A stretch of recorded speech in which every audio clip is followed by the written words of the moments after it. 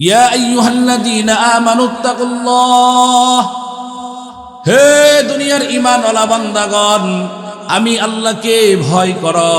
ওয়াকুলু কাওলান সাদীদা, এবং তোমরা ন্যায়সঙ্গত কথা বলো, সত্য কথা বলো। এবার কথা হলো, আল্লাহ তাআলা পরের আয়াতের পরের শব্দের মধ্যে বলেন, যদি আমার জবান দ্বারা সত্য কথা বের হয়, যদি একজন আমি সত্যবাদী ঈমানওয়ালা হই, যদি আমি একজন সত্যবাদী মুসলমান হই, আমার জন্য উপকার কি? উপকার কি বলার দরকার আছে কিনা? শুনবেন তো ইনশাআল্লাহ। আল্লাহ বলতেছেন, ইয়া আইয়ুহাল্লাযীনা আমানুত্তাকুল্লাহ, হে দুনিয়ার ঈমানওয়ালারা, তোমরা বলো কাওলান সাদীদা, সত্য সঠিক কথা তোমরা বলো, জবান দ্বারা সত্য সঠিক কথা উচ্চারণ করো। ও মুসলমান ভাইয়ার আমার, যদি আমি একজন সত্য বলনেওয়ালা হই, সত্য ভাষা ব্যবহার করনেওয়ালা হই, যদি আমার জবান দিয়ে সত্য কথা বের হয়, যদি একজন আমি সত্যভাষী মানুষ হই, আপনার জন্য আমার জন্য ফায়দা কি? আল্লাহ বলেন, ইয়া আইয়ুহাল্লাযীনা আমানুত্তাকুল্লাহ ওয়া কুলু কাওলান সাদীদা ইউসলিহ লাকুম আ'মালাকুম।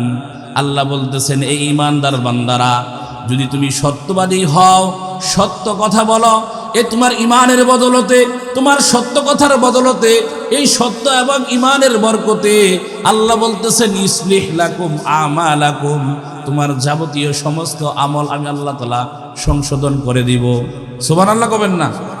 তাহলে বোঝা গেল কি, একজন মুসলমানের, একজন ঈমানওয়ালার আমলটাকে যদি পরিপূর্ণ করতে চায়, পরিশুদ্ধ করতে চায়, তাহলে আমাদের ঈমানের দাবি হলো, একজন মুসলিম হিসাবে আমার কাজ হলো, আমার কর্মসূচি হলো, আমার জীবনের প্রথম কর্মসূচি হলো, আমাকে সত্য সঠিক কথা বলতে হবে, সত্য সঠিক কথা বলতে হবে। আল্লাহ বলেন, সত্য সঠিক কথা বলতে আমাদের ফায়দা কি, আমাদের জন্য লাভ কি? আল্লাহ বলছেন, ইউসলিহ লাকুম আমালাকুম, এ বান্দা, তোমার জবান দ্বারা যখন সত্য কথা বের হবে, যখন তুমি সত্যভাষীর মানুষ হবে, যখন তুমি সত্য কথা আদান প্রদান করবে, যখন তুমি সত্য কথা সমাজের মধ্যে বলে বেড়াবে, আল্লাহ বলতেছেন, ইউসলিহ লাকুম আমালাকুম, এই সত্য কথার বদলতে, এই ঈমানের বরকতে, সত্য কথার বরকতে আমি আল্লাহ তোমার যাবতীয় আমলগুলো শুদ্ধ করে দিব, আমলগুলো শুদ্ধ করে দিব। আল্লাহ এখানে শুধু বলতেছেন, শুধু আমল শুদ্ধ করবেন এতটুকু আল্লাহ বলে ক্ষান্ত হন নাই। আল্লাহ বলতেছেন, ওয়া ইয়াগফির লাকুম যুনুবাকুম, আল্লাহ বলতেছেন, এ সত্যবাদী ঈমানদার বান্দা, এই সত্য বলা ঈমানদার মুসলমান, যখন তুমি ঈমান আনবে, সত্য কথা বলবে, ন্যায়সঙ্গত কথা বলবে, আমি আল্লাহ তোমার ঈমানটাকে ভালো করে দিব, তোমার নেক আমলটাকে পরিশুদ্ধ করে দিব। তোমার নেক আমলের বরকতে, পরিশুদ্ধ ঈমানের বরকতে, এই বরকতময় জীবনে তোমার যতগুলো গুনাহ তোমার জীবনে হয়ে গেছে, ইয়াগফির লাকুম যুনুবাকুম, আমি আল্লাহ তোমার যাবতীয় গুনাহগুলো ক্ষমা করে দিব। সুবহানাল্লাহ বলেন। এটা কিসের বরকত? ঈমানের বরকত, ঈমানের পরে সত্য শুদ্ধ কথা বলার বরকত। আল্লাহ বলতেছেন, যখন তুমি ঈমান আনবে, তোমার এক কাজ হলো কি, তুমি সত্য কথা বলবে। ঈমানদার কখনো মিথ্যা কথা বলতে পারে না। মুসলমান ভাইরা আমার, আজকে আমাদের তো ভাইরাস হয়ে গিয়েছে, আমাদের তো আজকে ঈমানের মধ্যে ক্যান্সার ঢুকে পড়েছে। আজকে আমরা মুসলমান হওয়ার পরেও, নবীর উম্মত দাবি করার পরেও, আশেক রাসূল দাবি করার পরেও, তবলিগের সাথী হওয়ার পরেও, আলেম হওয়ার পরেও, হাফেজ হওয়ার পরেও, নেতা নেত্রী হওয়ার পরেও, এলাকার প্রধানমন্ত্রী হওয়ার পরেও, জনগণের প্রতিনিধি হওয়ার পর আমরা মিথ্যা কথা বলি। অথচ এক জামানায় এমন ছিল যে, এই জামানায় একজন কাফেরের লিডার, কাফেরের নেতা মিথ্যা বলাটাকে নিজের আত্মবোধ, আত্মমর্যাদার উপরে আত্মঘাতী হামলা মনে করত তারা। ঘটনাটা এমন, আল্লাহর পয়গম্বর যখন রোম সম্রাটের নিকটে দিন ধর্ম ইসলামের চিঠি প্রেরণ করলেন, আল্লাহ রাব্বুল আলামিন যখন রোম সম্রাটের নিকটে আল্লাহর পয়গম্বর চিঠি লিখলেন, রোম সম্রাটকে মুসলমান হওয়ার জন্য দাওয়াত দিলেন। মোট কথা, আল্লাহর পয়গম্বর যখন রোম সম্রাটকে মুসলমান হওয়ার জন্য, দিন ইসলাম গ্রহণের জন্য আল্লাহর পয়গম্বর মদিনা থেকে মক্কা থেকে রোম সম্রাটকে ইসলামের দাওয়াত দিলেন। আর রোম সম্রাটের বাদশা ওই তৎকালীন জামানায় পৃথিবীর অন্যতম একজন নামকরা বাদশা ছিল। আর যারা নামকরা বাদশা তাদের সকল কাজও নাম করা। যুবকরা তোমরা এখানে বসে আছো, দাঁড়ায় আছো কেন? এই বসো, না বলে এখানে চলে যাও। যে রোম বাদশা সে যখন আল্লাহ রসুলের চিঠি পাইল, চিঠি পাওয়ার পরে আল্লাহ রসুল সাল্লাল্লাহু আলাইহি ওয়াসাল্লাম সম্পর্কে রোম বাদশা তার রাজ্যের যে মন্ত্রী বর্গ যারা ছিল তাদেরকে বলল, হে আমার মন্ত্রী পরিষদের সদস্যবৃন্দ, এই যে নবী মুহাম্মদ পক্ষ থেকে তার পক্ষ থেকে যে ইসলাম ধর্ম গ্রহণের ব্যাপারে যে একটা চিঠি আসছে, তার দেশীয় কোনো লোক, তার জন্মভূমির কোনো লোক, কোনো মানুষ এই পারস্য বা এই রোম সম্রাট এই রোম দেশে আদৌ কেউ আছে কিনা, থাকলে তাকে ডাইকে নিয়ে আসো আমার রাজ দরবারে। আল্লাহর কি কারাশমা, যখন রোম সম্রাট এই রাজ্যে ঘোষণা করলো নবী মুহাম্মদুর রাসূলুল্লাহ সকলেই জবান করে বলবেন সাল্লাল্লাহু আলাইহি ওয়াসাল্লাম, যখন রোম সম্রাট ঘোষণা করলো রাজ্যের মধ্যে আমার রাজ্যে কোনো আরবের কোনো লোক আছে কিনা, কোনো ব্যবসায়ী লোক আছে কিনা যে নবী মুহাম্মদ রাসূলুল্লাহ সাল্লাল্লাহু আলাইহি ওয়াসাল্লামকে তথ্য বলে দিতে পারবে, তার জীবন বৃত্তান্ত কথা বলতে পারবে, এমন একজন লোকটাকে ধরে নিয়ে আসো। রোমের রাজ্যের যত বড় বড় মন্ত্রী ছিল সকলেই শহরের গ্রামে বন্দরে ছড়িয়ে ছিটিয়ে পড়ল। রোম সম্রাটের একটা বাচ্চা আর একটা মন্ত্রী রোম শহরে গিয়ে দেখলো যে ওই তৎকালীন জামানার মক্কার সব থেকে বড় একজন কাফেরদের লিডার আবু সুফিয়ান নামে একজন ব্যক্তি, যে ওই সময় এই পর্যন্ত মুসলমান হয় নাই, তাকে বাজার মধ্যে পেয়ে ফেলছে। সে ব্যবসার কাজে রোম সম্রাটের রাজধানীতে আসছে মক্কা থেকে। আর ওই তৎকালীন জামানায় যে পৃথিবীর মধ্যে সব থেকে উর্বর, মানে যেটা আমাদেরকে বলা হয় ভাইরাল বাজার ছিল রোম শহর। তৎকালীন জামানায় যে আহলে আরব যারা ছিল, আরবের যারা মানুষ ছিল, তারা সকলে এই রোম শহরে ব্যবসার জন্য আসতো।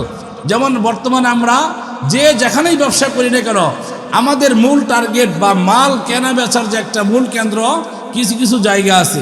যেমন কাপড়ের জন্য বিখ্যাত পুরো বাংলাদেশের ভিতরে এই বাবুরহাট, নরসিংদী বাবুরহাট, আর গাউসিয়া বাবুরহাট, আর এদিকে আছে মনে করটিয়া, ঠিক কিনা? তদ্রূপ তৎকালীন জামানায় রোম ছিল সব থেকে ব্যবসার জন্য উপযোগী একটা এলাকা। এই আরবের তৎকালীন সব থেকে বড় কাফেরের লিডার আবু সুফিয়ান ব্যবসার জন্য সে রোম সম্রাটে তখন উপস্থিত ছিল।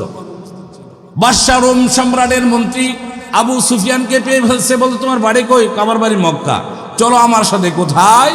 রোম সম্রাটের রাজ্যে তোমাকে যেতে হবে। রোম সম্রাটের নাম শুনলে তো এমনি মানুষে মুইটা দেয়, কোনো কথা আছে? কোনো কথা নাই। সে রোম সম্রাটের রাজ্যে বাদশার দরবারে চলে গেছে। এবার বাদশা জিজ্ঞেস করে, তোমার বাড়ি কোথায়? আবু সুফিয়ান বলে, আমার বাড়ি এই দূর মক্কায়। কিসের জন্য এখানে আসছো? বাদশা নামদার, আপনার রাজ্যে ব্যবসার কাজের জন্য আসছি। ভালো কথা। আবু সুফিয়ানকে বলতেছে, তোমাদের দেশে একজন নবী, একজন মানুষ যার নাম মুহাম্মদ, যার পিতার নাম আব্দুল্লাহ, সে নিজেকে নবী দাবি করে, তার উপর আল্লাহর কোরআন নাজিল হয়, সে আমাকে ধর্ম ইসলাম গ্রহণের জন্য আমাকে দাওয়াত দিছে। তার সম্পর্কে তোমার কি ধারণা, তুমি কি বলো? আবু সুফিয়ান কোনো কথা বলে না। আবু সুফিয়ানকে আবার বাদশা প্রশ্ন করে, যেই ব্যক্তিটা নবী দাবি করে তার বংশটা কেমন? আবু সুফিয়ান বলে, বাদশা নামদার, যেই ব্যক্তিটা নবী দাবি করে এই ব্যক্তির বংশটা পৃথিবীর মধ্যে, বিশেষ করে আহলে আরবের মধ্যে সব থেকে দামি বংশ, সব থেকে সম্মানী বংশ। সবাই বলেন আল্লাহু আকবার। আবু সুফিয়ান বলতেছে যে বাদশা নামদার, যেই ব্যক্তি নবী দাবি করে এই ব্যক্তির বংশ তো উচ্চ লেভেলের একটা বংশ। এবার বাদশা জিজ্ঞেস করে আবু সুফিয়ানকে, ও আবু সুফিয়ান, যেই মানুষটা নিজেকে নবী বলে দাবি করে তার বংশে, তার ইতিপূর্বে, তার পূর্বে কোনো মানুষ নবী হয়ে আসছে কিনা, কোনো পীর পয়গাম্বর হয়েছে কিনা? বলতেছে না, বাদশা নামদার হয় নাই। এবার বাদশা নামদার জিজ্ঞেস করে, আবু সুফিয়ান, যেই ব্যক্তিটা নবী দাবি করে, নিজেকে নবী দাবি করে, তাকে কেমন মানুষ, কোন শ্রেণীর মানুষ, কেমন মানুষটা অনুসরণ করে, অনুকরণ করে? বলতেছে বাদশা নামদার, যেই মানুষটা নবী দাবি করে আর যারা তাকে মানে নবী হিসাবে মানে তারা ম্যাক্সিমাম লোকই দরিদ্র, হত দরিদ্র মানুষ। এবার বাদশাকে জিজ্ঞেস করে আবু সুফিয়ানকে, ও আবু সুফিয়ান, যেই ব্যক্তিটা নবী দাবি করে তার যুদ্ধের ফলাফল কি? বলতেছে বাদশা নামদার, যেই ব্যক্তি নবী দাবি করে তার যুদ্ধের ফলাফল হলো মাঝে মধ্যে সে যুদ্ধে জয় লাভ করে আবার পরাজিত হয়। অর্থাৎ এই ঘটনাটা যেই সময় ঘটছে এটা তাবুক যুদ্ধের আগ পর্যন্ত এই ঘটনাটা ছিল। আর তাবুক যুদ্ধ পর্যন্ত ইসলামের ইতিহাসে এটাই ছিল যে আল্লাহ রাসূল সাল্লাল্লাহু আলাইহি সাল্লাম কিছু সংখ্যক যুদ্ধে জয়লাভ করেছেন, কিছু সংখ্যক যুদ্ধে আল্লাহ রাসূল অপরাজিত হয়েছেন, বিজয়ী হয় নাই। এইটাই ফলাফল ছিল। এবার আমার প্রশ্ন হলো, মুসলমান ভাইরা আমার, একজন কাফেরের লিডার, আল্লাহ রাসূল সাল্লাল্লাহু আলাইহি সাল্লামের জানের দুশমন, আল্লাহ রাসূল সাল্লাল্লাহু আলাইহি সাল্লামের চিরচরিত একজন শত্রু, এই শত্রু তার আত্মমর্যাদার কারণে ইসলাম বা সে ইসলাম ওই সময় গ্রহণ করে নাই, সে একজন কাফেরের লিডার হওয়া সত্ত্বেও আল্লাহ রাসূল সাল্লাল্লাহু আলাইহি সাল্লামের সম্পর্কে যখন বাদশা জিজ্ঞেস করছেন, সে মিথ্যা বলা যে বড় পাপ, মিথ্যা বলা যে এটা আত্মমর্যাদার বিরুদ্ধে একটা কাজ, তারপরেও সে এত সুযোগ থাকা সত্ত্বেও আল্লাহ রাসূল সাল্লাল্লাহু আলাইহি সাল্লামের বিরুদ্ধে বা মিথ্যাচারিত কোনো কথা বাদশার দরবারে বলার সাহস করে নাই। জ্ঞাপন করি যে রব্বে কারিম আমাদেরকে নরন্দির মাসপাড়া শাহী মসজিদ ও নুরানি তালিমুল কোরআন কেডেট মাদ্রাসা হাসান ইতিমখানার উদ্যোগে হাফেজে কোরআন ছাত্রদের দস্তুর বন্ধুর উপলক্ষে ১তম ইসলামী মহাসম্মিলনের সম্মানিত সভাপতি, সহসভাপতি, প্রধান অতিথি এবং সম্মানিত আলোচকবৃন্দ এবং অতিথিবৃন্দ, সর্বোপরি মহান রব্বুল আলামিনের দরবারে কালিমাতুল শুকর জ্ঞাপন করি যে রব্বে কারিম আমাদেরকে আজকে 12ই ডিসেম্বর বৃহস্পতিবার, সময় প্রায় 8টা বাজে, যে আল্লাহ রব্বুল আলামিন আমাদেরকে এই পর্যন্ত এখন পর্যন্ত হায়াত দারাজ করেছেন, আমাদেরকে জিন্দা রাখছেন, আমাদেরকে আল্লাহ রাব্বুল আলামিন আমাদের হায়াতটাকে দীর্ঘায়িত করেছেন, যার বদলতে আজ পর্যন্ত আমরা দুনিয়ার আলো, দুনিয়ার বাতাস নিতে পারতেছি, দুনিয়ার নাজ নিয়ামতগুলো ভোগ করতে পারতেছি। এই জন্য সকলে দিল থেকে বলি আলহামদুলিল্লাহ। আমরা যারা মাহফিলের শোনার নিয়তে আসছি, আমরা প্যান্ডেল এসে বসে পড়ি যে আল্লাহ রাব্বুল আলামিন এই সমস্ত দিনই মাহফিলে আসার মতন সকলকে সৌভাগ্য দান করে না। পৃথিবীর মধ্যে আল্লাহ রাব্বুল আলামিন একজন মানুষকে যত রকমের নেক আমলের তৌফিক দান করেছেন, বা কোনো মানুষ কোনো নেক আমল করে, একটা নেক আমল করার সাথে সাথে বান্দার নেক আমলটা আল্লাহ তাআলা কবুল করছেন কিনা বা এই নেক আমলের সওয়াব আল্লাহ তাআলা দিবেন কিনা সন্দেহ আছে। মাইকের আওয়াজ যদ্দূর পর্যন্ত যায় ইনশাআল্লাহ আমরা কথাগুলো মনোযোগ সহকারে শুনবো। বিশেষ করে আমাদের মা বোনরা কথাগুলো শুনবেন যে পৃথিবীর মধ্যে আল্লাহ রাব্বুল আলামিন মুসলমানদেরকে, ঈমানওয়ালাদেরকে এমন একটা আমল দান করলেন, এমন একটা আমল নসিব করলেন, যে আমল বান্দা ইচ্ছাকৃতভাবে হোক অনিচ্ছাভাবে হোক, যদি কোনো বান্দার জবান দিয়ে উচ্চারিত হয়, আল্লাহ রাসূল হাদিসের মধ্যে বলেন আল্লাহ তাআলা এই আমলের বদলায় সওয়াব দান করেন। সুবহানাল্লাহ বলবেন না? কথাটাকে আপনারা পূর্ব থেকে বুঝছেন? এই যে এশার সালাত আমরা আদায় করলাম, এশার নামাজ আল্লাহ তাআলা কবুল করতেও পারে, নাও করতে পারে। আমার নামাজটার সওয়াব আল্লাহ তাআলা দিতেও পারে, না দিতে পারে, কোনো ধরনের গ্যারান্টি নাই। দান করলাম, এই দানের বদলা আল্লাহ তাআলা দিতেও পারেন, নাও দিতে পারেন। হজ করলাম, হজের সওয়াব আল্লাহ তাআলা দিতেও পারেন, নাও দিতে পারেন। হজ আল্লাহর দরবারে কবুল হতেও পারে, নাও হতে পারে।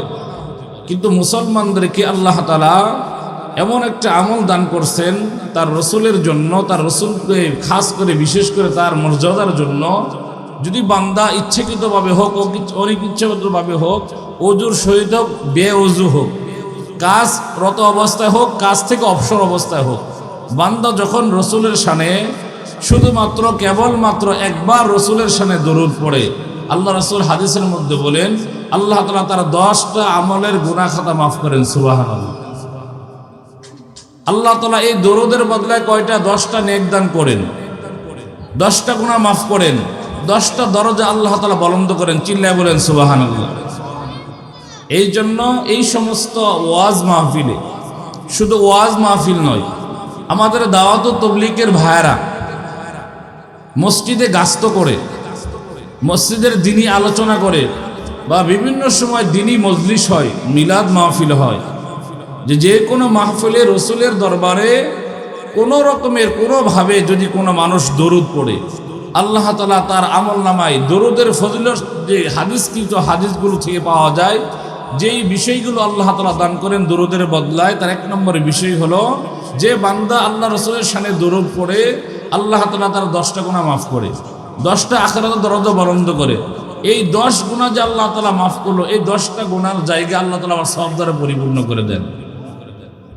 মুসলমান ভাইরা আমার, শুধু এখানে ক্ষান্ত নয়, আল্লাহর পয়গম্বর হাদিসের মধ্যে বলেন যেই মজলিসে রসুলের শানে দরুদ পড়া হয়, রসুলের শানে দরুদ পড়া হয়, আল্লাহ রসুল হাদিসের মধ্যে বলেন পৃথিবীর জমিনে আল্লাহ রাব্বুল আলামিন অগণিত অজস্র ফেরেশতাকে নিযুক্ত রেখেছেন।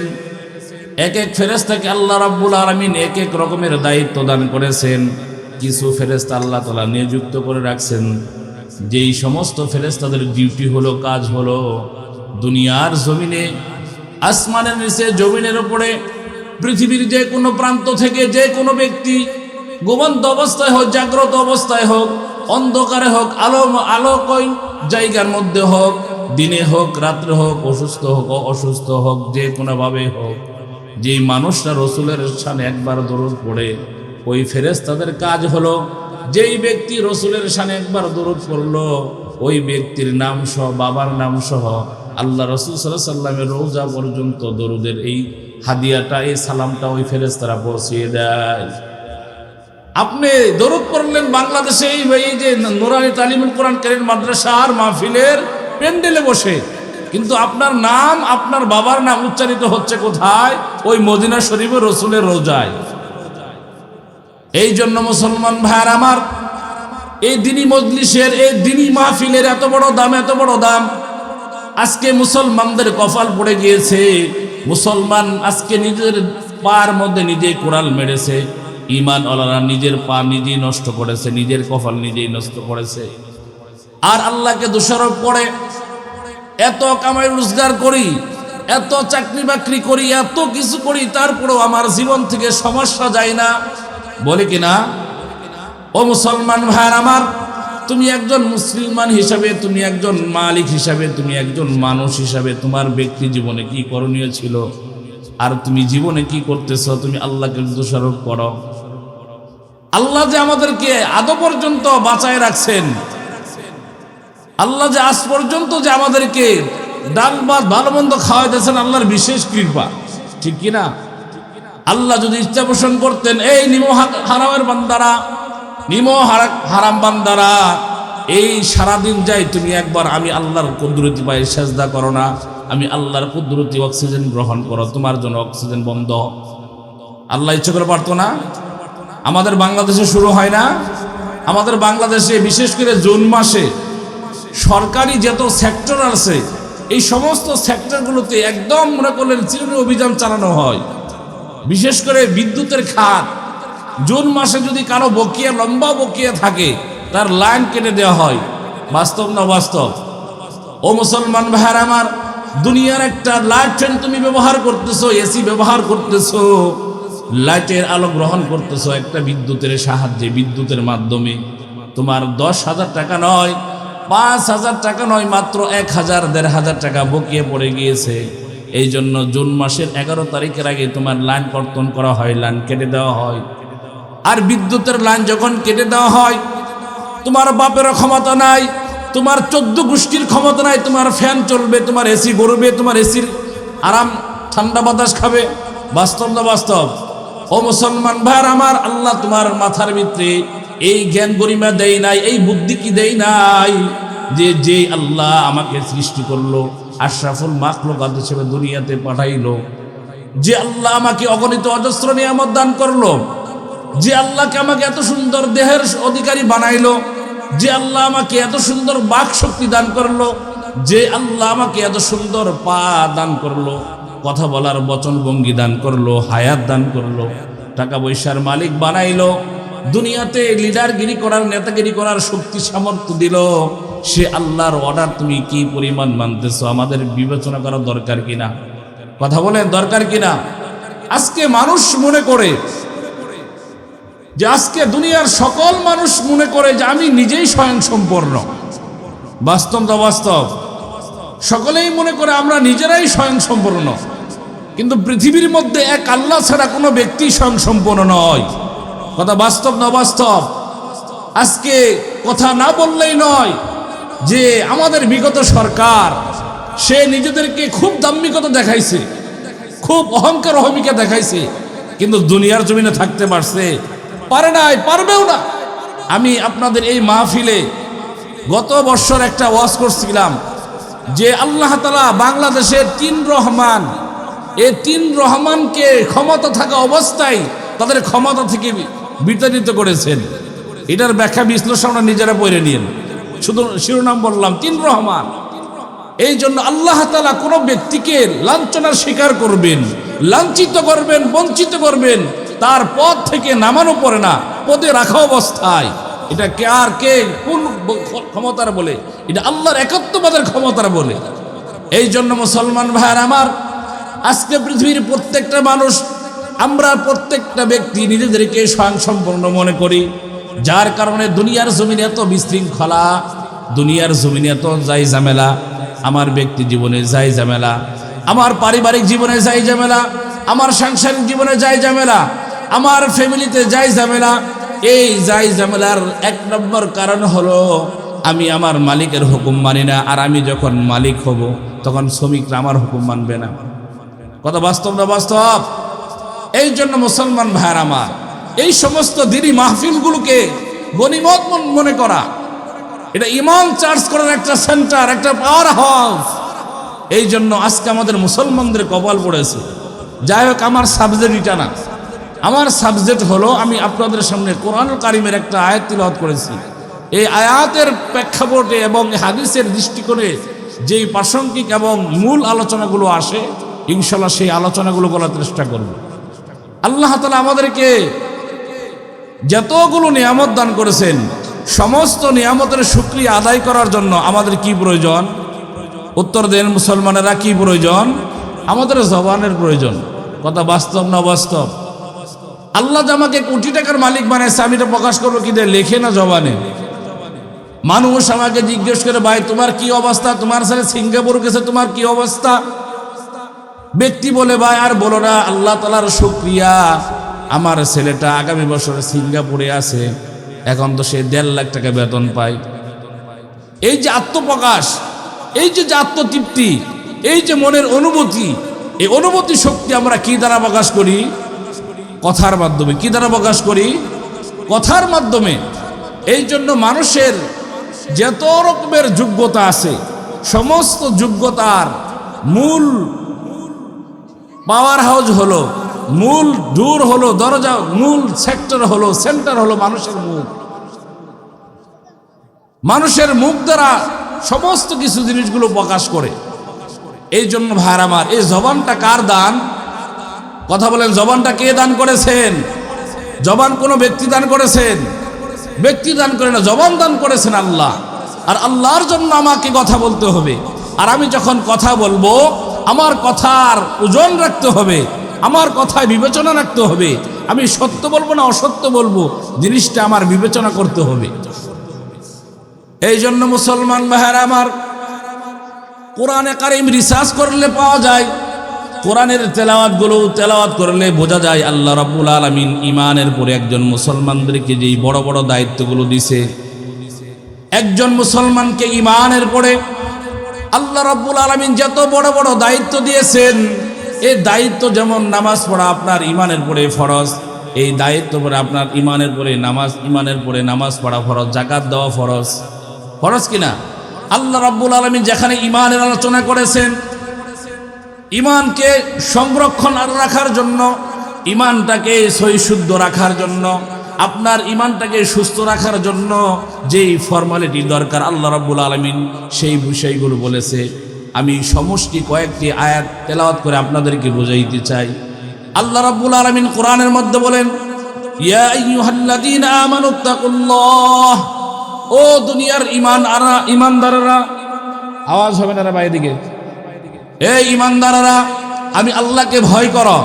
ওয়াল তানজুর নাফসুম মা কদ্দামাত লিগাদ, আল্লাহ বলতেছেন ঈমানওয়ালারা আমি আল্লাহকে ভয় করো এবং তুমি ওই আগামী দিনের জন্য ভয় করো, আগামী দিনের জন্য তুমি চিন্তা ফিকির করো। আগামীর দিন বলতে ওই আখিরাতের ব্যাপারে তুমি চিন্তা ফিকির করো।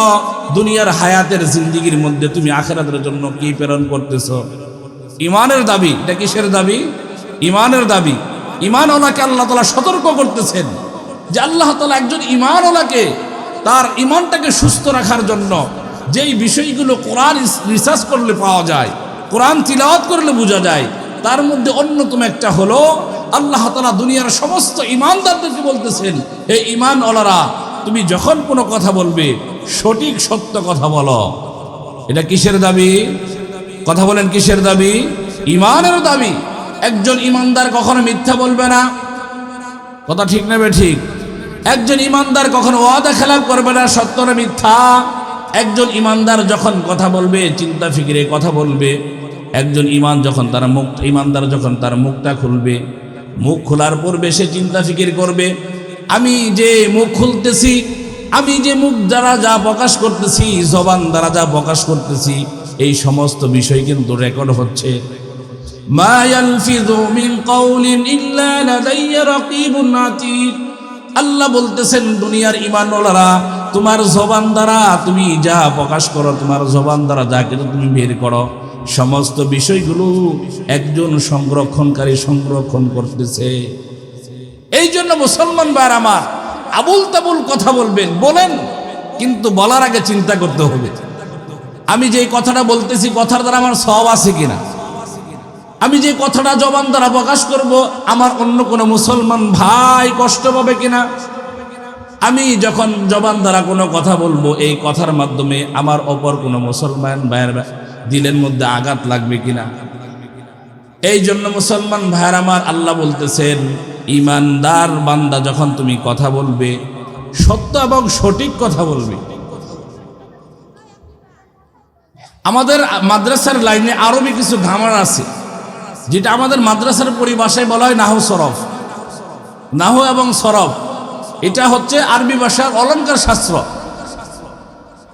যে এই যে আল্লাহ, আমি যে আপনাদের সামনে কোরআনে কারীমের আয়াত তিলাওয়াত করেছি, আল্লাহ তাআলা বলতেছেন ইয়া আইয়ুহাল্লাযীনা আমানুত্তাকুল্লাহ, হে ঈমানওয়ালারা আমি আল্লাহকে ভয় করো। আল্লাহ তাআলা হেডলাইন শুরু করেছেন, ভয়টা আমি কি কি খাদে করব এবং কি কি খাদে আল্লাহ তাআলাকে ভয় করলে আমার জন্য উপকার কি, আল্লাহ তাআলা পরের আয়াতের মধ্যে, এই আয়াতের পরে শব্দ মধ্যে বলতেছেন ইয়া আইয়ুহাল্লাযীনা আমানুত্তাকুল্লাহ, হে দুনিয়ার ঈমানওয়ালা বান্দাগণ আমি আল্লাহকে ভয় করো। ওয়াকুলু কাওলান সাদীদা, এবং তোমরা ন্যায় সঙ্গত কথা বলো, সত্য কথা বলো।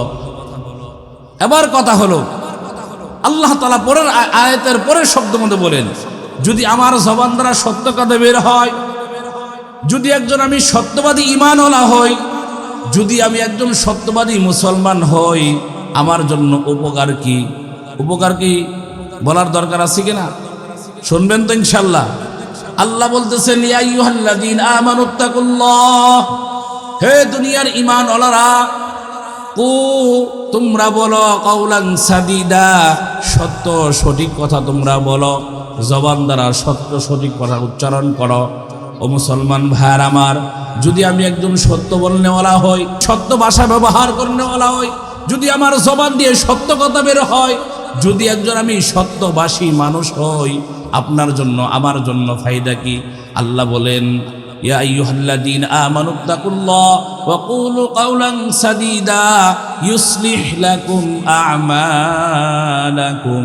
আল্লাহ বলতেছেন এই ঈমানদার বান্দারা, যদি তুমি সত্যবাদী হও সত্য কথা বলো।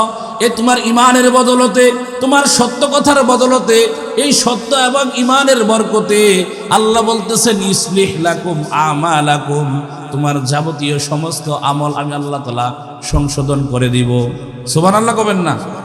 তাহলে বোঝা গেল কি, একজন মুসলমানের, একজন ঈমানওয়ালার আমলটাকে যদি পরিপূর্ণ করতে চায়, পরিশুদ্ধ করতে চায়, তাহলে আমাদের ঈমানের দাবি হলো, একজন মুসলিম হিসাবে আমার কাজ হলো, আমার কর্মসূচি হলো, আমার জীবনের প্রথম কর্মসূচি হলো আমাকে সত্য সঠিক কথা বলতে হবে।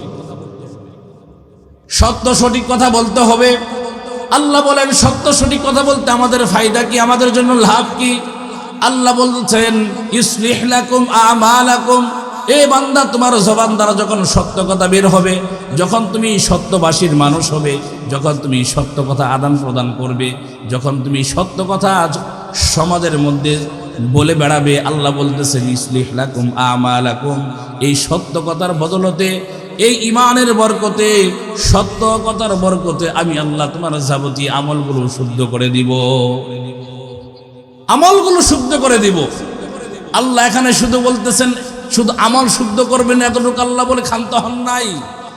আল্লাহ বলতেছেন ওয়াগফির লাকুম যুনুবাকুম, আল্লাহ বলতেছেন এই সত্যবাদী ইমানদার বান্দা, এই সত্য বলা ইমানদার মুসলমান, যখন তুমি ঈমান আনবে, সত্য কথা বলবে, নেই সঙ্গত কথা বলবে, আমি আল্লাহ তোমার ঈমানটাকে ভালো করে দিব, তোমার নেক আমলটাকে পরিশুদ্ধ করে দিব। তোমার নেক আমলের বরকতে, পরিশুদ্ধ ঈমানের বরকতে, এই বরকতময় জীবনে তোমার যতগুলো গুনাহ তোমার জীবনে হয়ে গেছে, ইয়াগফির লাকুম যুনুবাকুম, আমি আল্লাহ তোমার যাবতীয় গুনাহগুলো ক্ষমা করে দিব। সুবহানাল্লাহ বলেন। এটা কিসের বরকত? ঈমানের বরকত, ঈমানের পরে সত্য শুদ্ধ কথা বলার বরকত। আল্লাহ বলতেছেন যখন তুমি ঈমান আনবে, তোমার এক কাজ হলো কি, তুমি সত্য কথা বলবে। ঈমানদার কখনো মিথ্যা কথা বলতে পারে না। মুসলমান ভাইরা আমার, আজকে আমাদের তো ভাইরাস হয়ে গিয়েছে, আমাদের তো আজকে ঈমানের মধ্যে ক্যান্সার ঢুকে পড়েছে। আজকে আমরা মুসলমান হওয়ার পরেও, নবীর উম্মত দাবি করার পরেও, আশেক রাসূল দাবি করার পরেও, তবলিগের সাথী হওয়ার পরেও, আলেম হওয়ার পরেও, হাফেজ হওয়ার পরেও, নেতা নেত্রী হওয়ার পরেও, এলাকার প্রধানমন্ত্রী হওয়ার পরেও, জনগণের প্রতিনিধি হওয়ার পর আমরা মিথ্যা কথা বলি। অথচ এক জামানায় এমন ছিল যে এই জামানায় একজন কাফেরের লিডার, কাফেরের নেতা মিথ্যা বলাটাকে নিজের আত্মবোধ, আত্মমর্যাদার উপরে আত্মঘাতী হামলা মনে করত তারা। ঘটনাটা এমন, আল্লাহর পয়গাম্বর যখন রোম সম্রাটের নিকটে দিন ধর্ম ইসলামের চিঠি প্রেরণ করলেন, আল্লাহ রাব্বুল আলামিন যখন রোম সম্রাটের নিকটে আল্লাহর পয়গাম্বর চিঠি লিখলেন, রোম সম্রাটকে মুসলমান হওয়ার জন্য দাওয়াত দিলেন। মোট কথা, আল্লাহর পয়গাম্বর যখন রোম সম্রাটকে মুসলমান হওয়ার জন্য, দিন ইসলাম গ্রহণের জন্য আল্লাহর পয়গাম্বর মদিনা থেকে, মক্কা থেকে রোম সম্রাটকে ইসলামের দাওয়াত দিলেন। আর রোম সম্রাটের বাদশা ওই তৎকালীন জামানায় পৃথিবীর অন্যতম একজন নামকরা বাদশা ছিল। আর যারা নামকরা বাদশা, তাদের সকল কাজও নাম করা। এ যুবকরা, তোমরা এখানে বসে আছো, দাঁড়ায় আছো কেন? এই যে বসো, না বলে এখানে চলে যাও।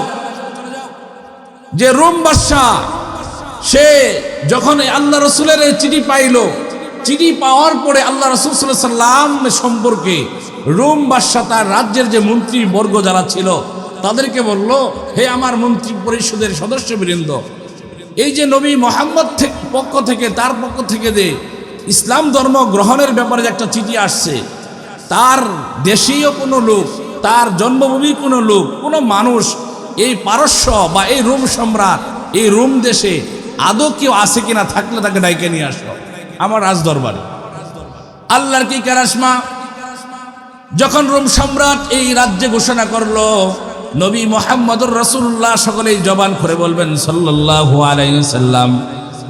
যখন রোম সম্রাট ঘোষণা করলো রাজ্যের মধ্যে, আমার রাজ্যে কোনো আরবের কোনো লোক আছে কিনা, কোনো ব্যবসায়ী লোক আছে কিনা, যে নবী মুহাম্মদ রাসূলুল্লাহ সাল্লাল্লাহু আলাইহি ওয়াসাল্লামকে তথ্য বলে দিতে পারবে, তার জীবন বৃত্তান্ত কথা বলতে পারবে, এমন একজন লোকটাকে দইরে নিয়ে আসো। রোমের রাজ্যের যত বড় বড় মন্ত্রী ছিল সকলেই শহরের গ্রামে বন্দরে ছড়িয়ে ছিটিয়ে পড়ল। রোম সম্রাটের একটা বাচ্চা আর একটা মন্ত্রী রোম শহরে গিয়ে দেখলো যে ওই তৎকালীন জামানার মক্কার সব থেকে বড় একজন কাফেরদের লিডার আবু সুফিয়ান নামে একজন ব্যক্তি, যে ওই সময় এই পর্যন্ত মুসলমান হয় নাই, তাকে বাজার মধ্যে পেয়ে ফেলছে। সে ব্যবসার কাজে রোম সম্রাটের রাজধানীতে আসছে মক্কা থেকে। আর ওই তৎকালীন জামানায় যে পৃথিবীর মধ্যে সব থেকে উর্বর, মানে যেটা আমাদেরকে বলা হয় ভাইরাল বাজার ছিল রোম শহর। তৎকালীন জামানায় যে আহলে আরব যারা ছিল, আরবের যারা মানুষ ছিল, তারা সকলে এই রোম শহরে ব্যবসার জন্য আসতো। যেমন বর্তমানে আমরা যে যেখানেই ব্যবসা করি না কেন, আমাদের মূল টার্গেট বা মাল কেনা বেচার যে একটা মূল কেন্দ্র কিছু কিছু জায়গা আছে। যেমন কাপড়ের জন্য বিখ্যাত পুরা বাংলাদেশের ভিতরে এই বাবুরহাট, নরসিংদী বাবুরহাট, আর গাউসিয়া বাবুরহাট, আর এদিকে আছে মনে করটিয়া, ঠিক কিনা? তদ্রুপ তৎকালীন জামানায় রোম ছিল সব থেকে ব্যবসার জন্য উপযোগী একটা এলাকা। এই আরবের তৎকালীন সব থেকে বড় কাফেরের লিডার আবু সুফিয়ান ব্যবসার জন্য সে রোম সম্রাটে তখন উপস্থিত ছিল। বাদশাহ রোম সম্রাটের মন্ত্রী আবু সুফিয়ানকে পেয়ে ফেলছে, বলতে তোমার বাড়ি কই? আমার বাড়ি মক্কা, চলো আমার সাথে। কোথায়? রোম সম্রাটের রাজ্যে তোমাকে যেতে হবে। রোম সম্রাটের নাম শুনলে তো এমনি মানুষে মুইতে দেয়, কোনো কথা আছে? কোনো কথা নাই। সে রোম সম্রাটের রাজ্যে বাদশার দরবারে চলে গেছে। এবার বাদশা জিজ্ঞেস করে তোমার বাড়ি কোথায়? আবু সুফিয়ান বলে আমার বাড়ি এই দূর মক্কায়। কিসের জন্য এখানে আসছো? বাদশা নামদার আপনার রাজ্যে ব্যবসার কাজের জন্য আসছি। ভালো কথা। আবু সুফিয়ানকে বলতেছে তোমাদের দেশে একজন নবী, একজন মানুষ যার নাম মোহাম্মদ, যার পিতার নাম আব্দুল্লাহ, সে নিজেকে নবী দাবি করে, তার উপর আল্লাহর কোরআন নাজিল হয়। সে আমাকে ধর্ম ইসলাম গ্রহণের জন্য আমাকে দাওয়াত দিছে। তার সম্পর্কে তোমার কি ধারণা? তুমি কি বলো? আবু সুফিয়ান কোনো কথা বলে না। আবু সুফিয়ানকে আবার বাদশা প্রশ্ন করে, যেই ব্যক্তিটা নবী দাবি করে তার বংশটা কেমন? আবু সুফিয়ান বলে, বাদশা নামদার, যেই ব্যক্তিটা নবী দাবি করে এই ব্যক্তির বংশটা পৃথিবীর মধ্যে, বিশেষ করে আহলে আরবের মধ্যে সব থেকে দামি বংশ, সব থেকে সম্মানী বংশ। সবাই বলেন আল্লাহু আকবার। আবু সুফিয়ান বলতেছে যে বাদশা নামদার, যেই ব্যক্তি নবী দাবি করে এই ব্যক্তির বংশ তো উচ্চ লেভেলের একটা বংশ। এবার বাদশা দাবি জিজ্ঞেস করে আবু সুফিয়ানকে, ও আবু সুফিয়ান, যেই মানুষটা নিজেকে নবী বলে দাবি করে তার বংশে, তার ইতিপূর্বে, তার পূর্বে কোনো মানুষ নবী হয়ে আসছে কিনা, কোনো পীর পয়গাম্বর হয়েছে কিনা? বলতেছে না, বাদশা নামদার হয় নাই। এবার বাদশা নামদার জিজ্ঞেস করে আবু সুফিয়ান, যেই ব্যক্তিটা নবী দাবি করে, নিজেকে নবী দাবি করে, তাকে কেমন মানুষ, কোন শ্রেণীর মানুষ, কেমন মানুষরা অনুসরণ করে, অনুকরণ করে? বলতেছে বাদশা নামদার, যেই মানুষটা নবী দাবি করে আর যারা তাকে মানে, নবী হিসাবে মানে, তারা ম্যাক্সিমাম লোকই দরিদ্র, হত দরিদ্র মানুষ। এবার বাদশাকে জিজ্ঞেস করে আবু সুফিয়ানকে, ও আবু সুফিয়ান, যেই ব্যক্তিটা নবী দাবি করে তার যুদ্ধের ফলাফল কি? বলতেছে বাদশা নামদার, যেই ব্যক্তি নবী দাবি করে তার যুদ্ধের ফলাফল হলো মাঝে মধ্যে সে যুদ্ধে জয় লাভ করে আবার পরাজিত হয়। অর্থাৎ এই ঘটনাটা যেই সময় ঘটছে, এটা তাবুক যুদ্ধের আগ পর্যন্ত এই ঘটনা ছিল। আর তাবুক যুদ্ধ পর্যন্ত ইসলামের ইতিহাসে এটাই ছিল যে আল্লাহ রাসূল সাল্লাল্লাহু আলাইহি ওয়াসাল্লাম কিছু সংখ্যক যুদ্ধে জয়লাভ করেছেন, কিছু সংখ্যক যুদ্ধে আল্লাহ রাসূল অপরাজিত হয়েছেন, বিজয়ী হয় নাই।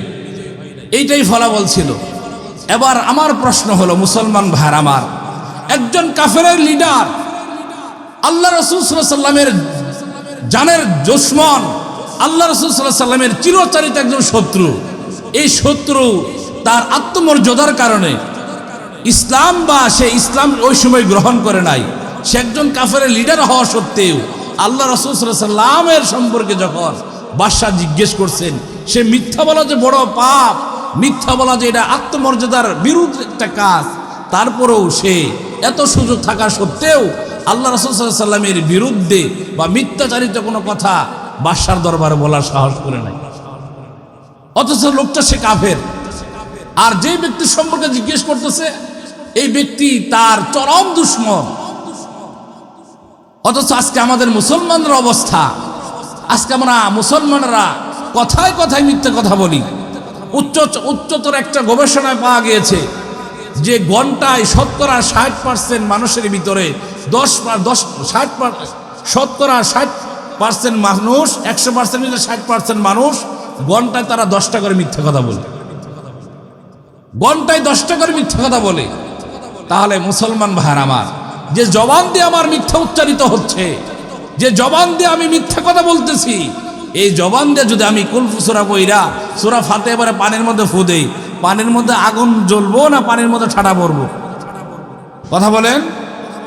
যে জবান দ্বারা আমার মিথ্যা কথা হয়, যে জবান দ্বারা আমি মিথ্যা বলি, এই জবান দ্বারা যদি আমি আল্লাহর কাছে হাত উঠে দোয়া করি, রব্বানা যালামনা আনফুসানা ওয়া ইল্লাম তাগফির লানা, আল্লাহ আমার গুনাহ মাফ কর, আমি জুলুম করছি, আল্লাহ কবুল করবে? আল্লাহ কবুল করবে? আল্লাহ তাআলা কবুল করবেন না। কিসের জন্য কবুল করবেন না? আল্লাহ তো কোরআনের মধ্যে বলে দিয়েছেন, কুলু, তুমি বলো, তুমি সত্য কথা বলো, এই সত্য কথার বরকতে ইসলিহ লাকুম আমালাকুম, আমি তোমার আমলগুলো সংশোধন করে দিব। আমি সত্য কথা বলি না, তাহলে আমার আমল কোত্থেকে সংশোধন হবে? এই জন্য মুসলমান ভাইরা আমার, কথা বলার আগে চিন্তা করতে হবে, কথা বলার আগে চিন্তা করতে হবে, নিজের মনটাকে বুঝাইতে হবে, নিজের ইমানটাকে হেফাজত করতে হবে। হায়রে, আমি যে মিথ্যা কথা বলতেছি, এই মিথ্যা কথা বলার কারণে আমার আমলগুলো বরবাদ হয়ে যাবে। আমি যে মিথ্যা কথা বলতেছি, এই মিথ্যা কথা বলার জন্য আল্লাহর দরবার আমাকে আল্লাহর আদালতে দাঁড় করানো হবে। মিথ্যা কথা যে আমি বলতেছি, এই মিথ্যা কথার আমাকে অবশ্যই আল্লাহ তাআলা শাস্তি প্রদান করবেন। আর আল্লাহ বলতেছেন, হে ঈমানওয়ালারা, যদি তোমরা সত্য কথা বলো, সত্যবাদী লোক হও, এই সত্যর বদলতে, এই সত্যের বরকতে আমি আল্লাহ তোমার আমলগুলো শুদ্ধ করে দিব। এবং আল্লাহ বলতেছেন, ইয়াগফির লাকুম যুনুবাকুম, আল্লাহ বলতেছেন তোমার যাবতীয় যত অন্যায় অপরাধ আছে, নেক আমলের যেই বদ আমলের বিষয়গুলো আছে, সমস্ত বদ আমলগুলো আমি আল্লাহ তাআলা ক্ষমা করে দিব। সুবহানাল্লাহ।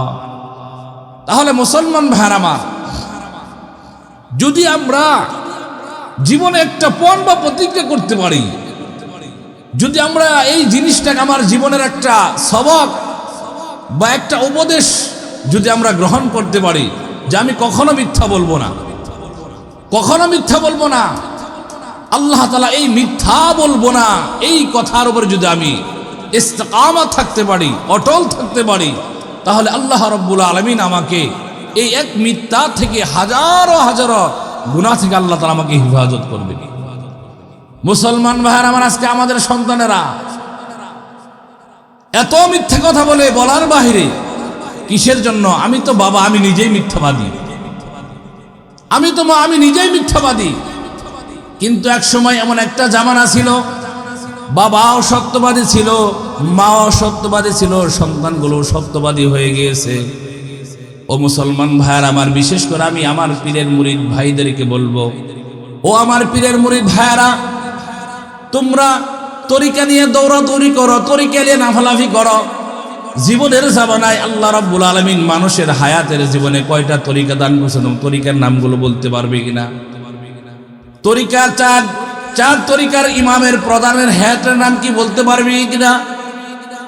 এই আমাদের বাংলাদেশে যে 4টা তরিকা আছে, কাদরিয়া, নকশবন্দিয়া, মুজাদ্দাদিয়া, এই যে তরিকাগুলো আছে, এই সমস্ত তরিকার লিডার হলেন খাজা আব্দুল কাদের জিলানী রহমতুল্লাহ আলাইহি। সমস্ত পীরদের লিডার হচ্ছেন আব্দুল কাদের জিলানী রহমতুল্লাহ আলাইহি। ও মুসলমান ভাইরা আমার, মুসলমান সন্তানেরা, মুসলমান মা বোনেরা, মুসলমান বাবারা, কথাগুলো দিলের কান্দে শুনবা। যে তুমি মুসলমান বাবা, তুমি মিথ্যা বলো, তোমার সন্তান মিথ্যাবাদী হয়। তুমি মুসলমান মা, তুমি মিথ্যা বলো, তোমার সন্তান মিথ্যাবাদী হয়। এমন একটা জামানা ছিল যে সময় বাবাও সত্যবাদী ছিল, মাও সত্যবাদী ছিল, যার বদলতে আল্লাহ রাব্বুল আলামিন সত্যবাদী সন্তান দান করেছেন। আব্দুল কাদের জিলানী রহমতুল্লাহ আলাইহি ওনার গ্রাম থেকে দূরে একটা শহরের মাদ্রাসায় পড়াশোনা করে আব্দুল কাদের জিলানী রহমতুল্লাহ আলাইহি বাড়িতে আসছেন, যে কোনো একটা কাজে ছুটিতে বাড়িতে আসছেন। বাড়ি থেকে যখন উনি মাদ্রাসায় যায়, এটা আমাদের মাদ্রাসা সিস্টেম ছিল। যখন আমরা মাদ্রাসা থেকে বাড়িতে আসতাম, আমার আম্মা ডিম বেচে, হাঁসের ডিম বেচে আমার টাকা দিচ্ছে, আমার মনে আছে। আমার আম্মা আমার হাঁসের ডিম বেচে বেচে টাকা দিচ্ছে। মুসলমান ভাইয়ের আমার, আমি মনে করি আল্লাহ তাআলা যে আমাকে আলেম বানাইছে, এটা আমি আমাদের মাদ্রাসার কিছুদিন আগে কোরআন শরীফ খতমের একটা অনুষ্ঠান ছিল, আমার মা আমাদেরকে বলছি, আল্লাহ যে আমাকে আলেম বানাইছে, আমি মনে করি আমার আব্বা আম্মার দোয়ার বদলতে আমি আলেম হইতে পারছি। আমার বাড়ি বালরচর, আমার বাড়ি কিন্তু ঢাকা না, আমার বাড়ি বালরচর। আল্লাহ তাআলা আমাকে আলেম বানাইছে আমার মার বদলতে, আমার বাবার দোয়ার বদলতে। আমি মনে করি আমার আম্মাকে আমি কখনো দেখি না মানুষের সাথে ঝগড়া করতে। আমার আম্মার সাথে আমার বাবির সংসার 14 বছর সংসার, কোনোদিন দেখি না আমার আম্মার সাথে আমার বাবির ঝগড়া হইতে। আমার আম্মা একজন এরকম দরিদ্রশীল ব্যক্তি ছিলেন। যেই কথা বলতেছিলাম যে আব্দুল কাদের জিলানী রহমতুল্লাহ আলাইহি বাড়িতে আসছেন ছুটিতে, যখন বাড়ি থেকে আবার মাদ্রাসায় যাবে, ওই জামানার কিছু ওই কয়েন পয়সা, রেজকি পয়সা, ছোট মানুষ, খুব দরিদ্র সংসার, অভাবের সংসার, ছেলে মাদ্রাসায় চলে যাবে, কিছু টাকা দিতে হয়। এই জন্য আব্দুল কাদের জিলানী রহমতুল্লাহ আলাইহির আম্মা কিছু রেজকি পয়সা এই বগরের নিচে একটা পকেট, আলাদা পকেট বানায় সেলাই করে দিছে। বলছে যে বাবা রাস্তার মধ্যে খুইল না, মাদ্রাসায় গিয়ে সেরে খুইল, রাস্তার মধ্যে খুলবা, পড়ে যাবে, হারাই যাবে, পরে তুমি কিছু খাইতে পারবা না। যেই কথা সেই কাজ। আব্দুল কাদের জিলানী রহমতুল্লাহ আলাইহি মায়ের কথা মেনে এই রেজকির টাকাগুলো পকেটের, এই বগলের পকেটে নিয়ে উনি রাস্তায় অতিক্রম করতেছে, রাস্তায় যাইতেছে, মরুর প্রান্তরে, মরুর রাস্তা দিয়ে যাইতেছে, মরুভূমি রাস্তা, বালকময় রাস্তা, রাস্তার মধ্যে ডাকাতের হামলা হয়েছে। ডাকাতে তো বড় বড় লোকদেরকে দইরা ফেলাইছে, হাত বাইদা ফেলাইছে, হাত বাইদা চেক করতেছে, চেক করে টাকা পয়সা যা বাইতে নিতেছে। আব্দুল কাদের জিলানী রহমতুল্লাহ আলাইহি যত সব থেকে বড় ছোট সন্তান, এই জন্য ডাকাত দলে আর তাকে চেক করে নাই, তাকে বলে নাই, তাকে চেক করে নাই তোমার কাছে টাকা পয়সা আছে কিনা, এই জন্য চেক করে নাই। ডাকাত মনে করছে ছোট বাচ্চা, কি আর আছে সাথে, কি আর থাকবে। আব্দুল কাদের জিলানী রহমতুল্লাহ আলাইহিকে শুধু ডাকাত দলের এক সর্দার জিজ্ঞেস করছে, হে বালক এদিকে আসো। আসছে যে তোমার কাছে কোনো টাকা আছে? বলে বলতেছে হ্যাঁ আমার কাছে তো টাকা আছে, এই যে এখানে টাকা আছে, এই যে এখানে টাকা আছে। বলে বলতেছে বালক এটা তুমি কি করলা? আমরা তো তোমাকে ইচ্ছা করলে তুমি বলতে পারতো আমার কাছে টাকা নাই, আমরা পরীক্ষা করতাম না, চেক করতাম না। আব্দুল কাদের জিলানী রহমতুল্লাহ আলাইহিকে যখন এই বড় পীরকে শিশুকালে ঢাকার সর্দার জিজ্ঞেস করছে, বাচ্চা তুমি তো ইচ্ছা করলে মিথ্যা বলতে পারতা, আমার কাছে টাকা নাই, আমি তোমাকে চেক করতাম না। আব্দুল কাদের জিলানী রহমতুল্লাহ আলাইহি বলতেছেন, ও ঢাকার সর্দার, আমার আম্মা বলেছে মিথ্যা বলা মহাপাপ। যে ব্যক্তি মিথ্যা কথা বলে আল্লাহ তার উপরে নারাজ হয়, আল্লাহ তার উপরে বেজার হয়। আমার আম্মা বলছে, এই জন্য আমি মিথ্যা কথা বলি নাই। সুবহানাল্লাহ বলেন।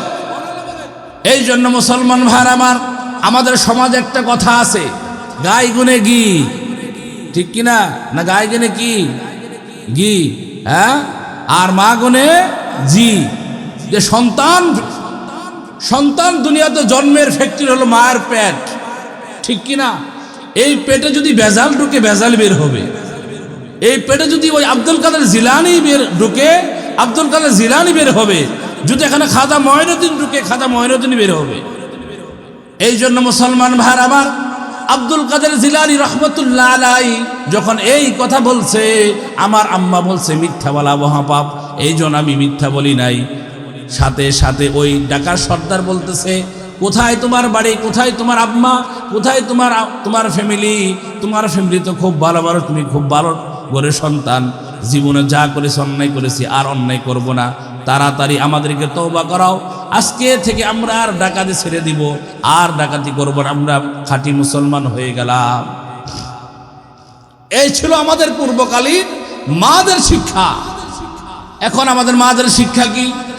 এখন আমাদের মাদের শিক্ষা হলো বিবাহ হওয়ার পরে বাচ্চা নিবে না, কমাস কম 5 বছর বাচ্চা নিবে না, 3 বছর বাচ্চা নিবে না। তারা এনজয় করবে। কি করবে? তারা এনজয় করবে। এই এনজয় করার পরে যখন গর্ভে বাচ্চা আসে, এই জন্য বাচ্চার ইঞ্জেকশন ছাড়া বাচ্চা হয় না। কথা বাস্তব না বাস্তব? এনজয় করার পরে যখন বাচ্চা গর্ভে আসে, এই বাচ্চা ইঞ্জেকশন ছাড়া আর হয় না, পেট কাটা লাগে, পেট কাটা লাগে। মুসলমান ভাইরা আমার, হাদিস কোরআনের এটা কথা না, সায়েন্স থেকে কথা বলতেছি।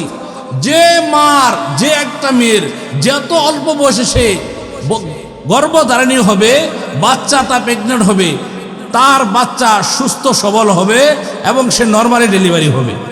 এটার পূর্ব যদি কারণ বলেন যে এই রেফারেন্স দেন, রেফারেন্স হলো আমাদের মা, খালা, দাদা, দাদি, ঠিক কিনা?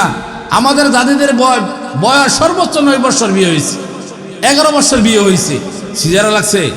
সিজারে লাগে নাই। এই জন্য মুসলমান ভাইরা আমার, পর্দার আড়ালের মা বোনেরা আমার, আমাদের সন্তানগুলোদেরকে আমরা সত্যবাদী সন্তান বানাই, আমরা নিজেরাও সত্যবাদী হই। আমার বাবাদেরকে বলবো, আমরা সত্যবাদী বাবা হই, আমাদের সন্তানগুলো সত্যবাদী সন্তান হবে। যদি আমরা মিথ্যাবাদী বাবা হই, মিথ্যাবাদী মা হই, তাহলে আমাদের সন্তানগুলো মিথ্যাবাদী সন্তান হবে। মুসলমান ভাইরা আমার, হাদিসের তর্জমা করে বয়ান শেষ করব, মনে হয় সংবাদ এসে পড়ছে। আল্লাহ রাসূল হাদিসের মধ্যে বলতেছেন, ইন্না সিদকা, নিশ্চয় সত্য কথা, নিশ্চয়ই সত্য বিষয়গুলো, সত্য কথাগুলো, নিশ্চয়ই সত্য বিষয়গুলো, সত্য বিষয়গুলো, এটা মানুষের জন্য একটা খায়ের, মানুষের জন্য ভালো। আর ভালো বিষয়গুলো মানুষদেরকে জান্নাতের পথ দেখায়। ইন্না সিদকা বিররুন, ইন্নাল বিররা ইয়াহদি ইলাল জান্নাহ। আল্লাহর রাসূল হাদিসের মধ্যে বলেন, নিশ্চয় সত্য কথা বলা একটা পুণ্যের কাজ, আর পুণ্যের কাজ হলো মানুষদেরকে সত্য পথ দেখানো, জান্নাতের পথ দেখানো। আমরা আজকে এই মাহফিল থেকে এই ওয়াদা করব, আমরা মৃত্যুর আগ পর্যন্ত হলেও সত্যবাদী হয়ে থাকব, সত্য কথা বলবো। পারবো তো ইনশাআল্লাহ? হাত তুলে আল্লাহকে দেখায়, পারবো তো ইনশাআল্লাহ?